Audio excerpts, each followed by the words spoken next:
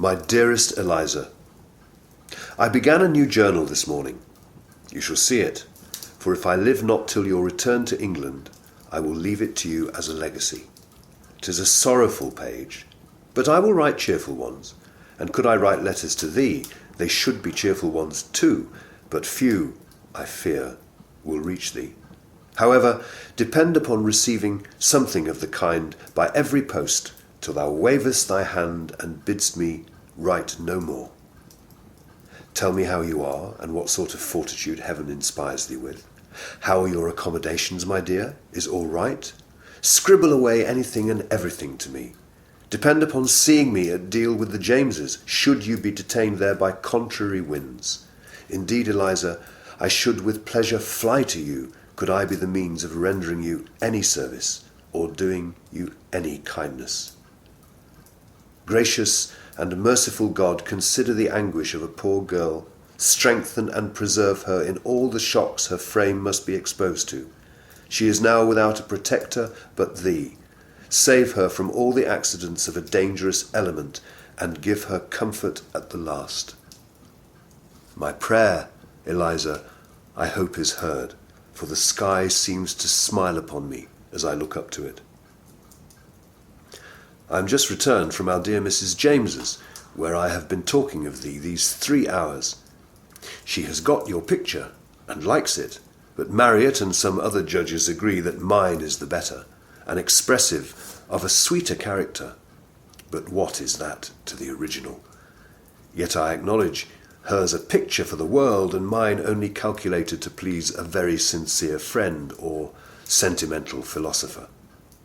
In the one, you are dressed in smiles, and with all the advantages of silks, pearls, and ermine. In the other, simple as a vestal, appearing the good girl nature made you, which to me conveys an idea of more unaffected sweetness than Mrs. Draper, habited for conquest in a birthday suit, with her countenance animated and dimples visible. If I remember right, Eliza, you endeavoured to collect every charm of your person into your face with more than common care the day you sat for Mrs. James. Your colour too brightened, and your eyes shone with more than their usual brilliancy. I then requested you to come simple and unadorned when you sat for me, knowing, as I see with unprejudiced eyes, that you could receive no addition from the silkworm's aid or jeweller's polish. Let me now tell you a truth, which I believe I uttered before. When I first saw you, I beheld you as an object of compassion and a very plain woman. The mode of your dress, though fashionable, disfigured you, but nothing now could render you such, but the being solicitous to make yourself admired as a handsome one.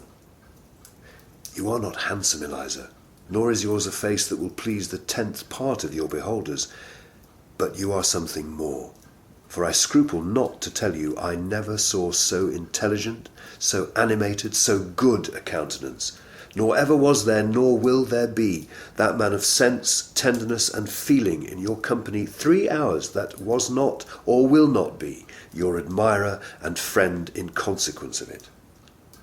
i.e., if you assume or assumed no character foreign to your own, but appeared the artless being nature designed you for, a something in your voice and eyes you possess in a degree more persuasive than any woman I ever saw, read, or heard of. But it is that bewitching sort of nameless excellence that men of nice sensibility alone can be touched with. Was your husband in England, I would freely give him £500, if money could purchase the acquisition, to let you only sit by me 2 hours in the day while I wrote my sentimental journey. I am sure the work would sell so much the better for it that I should be reimbursed the sum more than 7 times told. I would not give 9d for the picture of you that the Newnhams have got executed. It is the resemblance of a concerted made-up coquette. Your eyes and the shape of your face, the latter the most perfect oval I ever saw, which are perfections that must strike the most indifferent judge, because they are equal to any of God's works in a similar way, and finer than any I beheld in all my travels, are manifestly injured by the affected leer of the one and strange appearance of the other, owing to the attitude of the head, which is a proof of the artist's or your friend's false taste. The verify the character I once gave of teasing and sticking like pitch or birdlime. Sent a card they would wait on Mrs. James on Friday. She sent back she was engaged. Then to meet at Ranelagh tonight. She answered she did not go. She says if she allows the least footing, she shall never get rid of the acquaintance which she is resolved to drop at once. She knows them.